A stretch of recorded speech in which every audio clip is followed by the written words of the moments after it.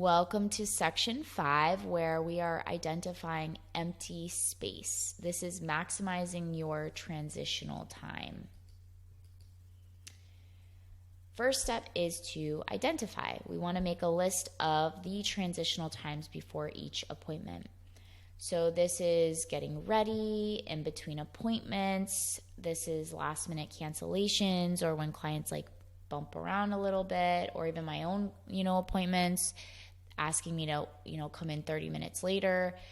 Last minute cancellations, driving time, food prepping or cooking, cardio, working out. Those are my transitional times.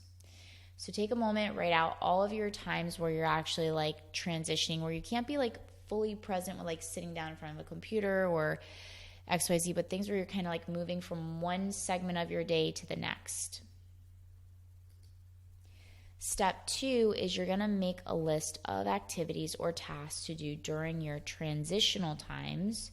And I'm my hands are making the little quotations, the transitional times. So for example, listening to audiobooks, courses, podcasts, music, the news. We want to be very careful with this stuff because it is mind fuel and you are programming yourself. So when you're putting on music, make sure it's lifting up your spirit. Watch the news, maybe set a time limit for that, or you're watching something specific on it. But be very mindful with that, because there's a book called The Hidden Messages in Water, which I highly recommend you read. I have all of my students read it as their foundational book because it talks tremendously about the impact words can create on us on a cellular level. So we want to bring life into ourselves every single day, fuel ourselves with life versus take it away. And everything that we're choosing to listen to, conversations we're having, will impact that effect of fueling life into yourself. So be very mindful of that. We want to put all this up during our transitional time. We want to strive for productivity. So striving for productivity requires you to get intentional and strategic. Here is a side-by-side of identifying your empty space and how to maximize this time. So law of substitution, something that I practice and teach, is you want to replace the fluff with quality-based things that are in alignment to your business goals and how you want to feel in your business and how you want to show up in your business. So in order to become productive, we want to replace something with equal or greater value. So if you are in a transitional where you're getting ready, so take a shower, I'll put my makeup on, takes about 20 minutes, I'll blow dry out my hair, takes about 15 minutes, or whatever I'm doing to get ready, getting dressed, that could take almost 45 minutes to an hour.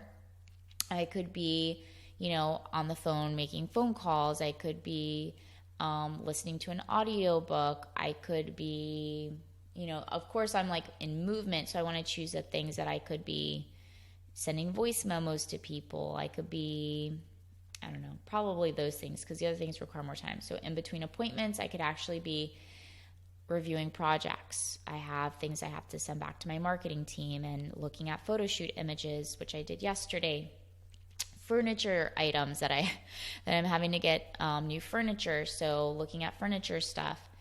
Emails, phone call cleanups, cleaning up my phone, cleaning out my emails, responding back to people. I could do that in between appointments, organizing my app or deleting apps.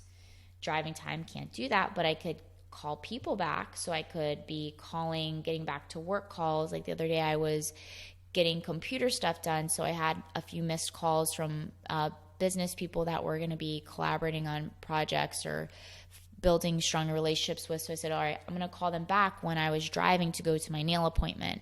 So I had made my phone calls during that time. You want to also get disciplined on when you're picking up your phone. I tell people, give me about a day to get back to you, 24 hours, because everything I do has to be productive with how I'm growing and the rate that I want to grow. So everything gets a segmented time because we want to be very productive and efficient with our time. Time is a very valuable thing to have, and we all have it. So we want to respect our time. Cardio, working out, I could make some phone calls. I could be listening to in my audiobook. I could be maybe during cardio. Probably that's about it. You want to be still focused on what you're doing, but knowing like what requires you to like sit down, give it your full attention. And then also things that you can kind of do mindfully, but mindlessly. So once you kind of make your side-by-side chart, take your time, take a screenshot, put it in the comment box in this course. You can also send me a DM over on Instagram at Tanya C. Oliver. And I love looking at what you guys come up with.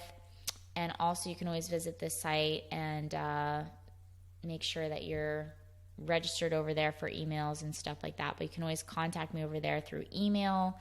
And I look forward to what you come up with, and I will see you in the next section.